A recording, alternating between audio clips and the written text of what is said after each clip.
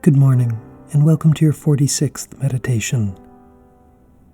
Do you struggle to stay in touch with old friends?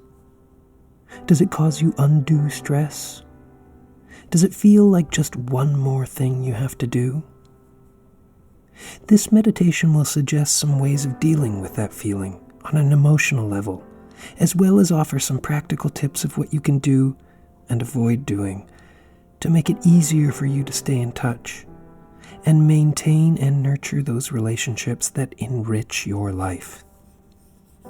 First things first, don't punish yourself for being a bad friend just because you haven't called in a while. Don't think that you're failing to fulfill an obligation that is required by friendship. Back in the days before air travel and rapid communication, people mostly stuck with whatever communities they found themselves in. This meant that your group of friends and family was generally pretty small, contained, and close by, so that staying in touch wasn't an issue. These days, people are able to travel all over the world easily and quickly, live in massive cities, and contact friends, no matter how far-flung, with a flourish of their fingers. As a result, it's now possible to literally have thousands of friends. With so many people in your life, you could spend all your living hours staying in touch with friends. This, of course, isn't realistic, nor is it recommended, and it is definitely not an obligation. So don't sweat it. Although traveling around and making lots of friends is all fine and well, in order to avoid the stress of maintaining so many friendships, we need to make some cuts. This is not to say that we excommunicate anyone, only that we actively decide which relationships are most important to us, and then confidently allot the proportional amount of time and energy to maintaining each respective relationship. To do this, make a list. Prioritize your friends and family in terms of those who enrich your life, numbering them from the most to the least.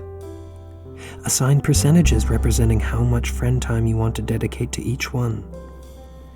It may seem a little callous at first, but think about it.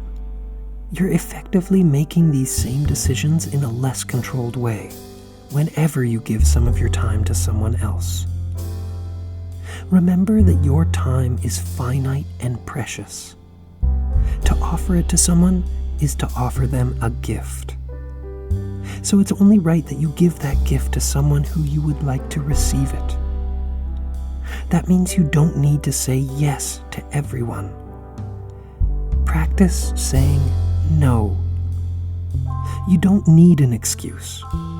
However, if pressed, I just feel like hanging out alone tonight is a perfectly legitimate reason.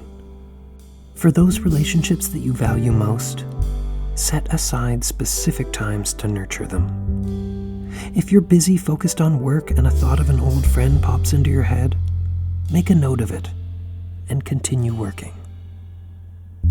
Later, say after dinner, if you decide that you would be enriched by communicating with that person, go for it. If, on the other hand, your being reminded of them was just a pleasant memory, then just enjoy that feeling and then move on. Relationships grow and fade.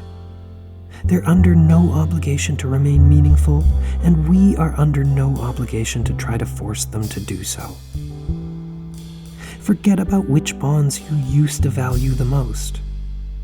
The question is, which do you value now? Focus on those. Make time for them. Stay in touch, and let them know how much you value them. Keep it up. You're doing great. Have a wonderful day. This podcast was brought to you by Odium.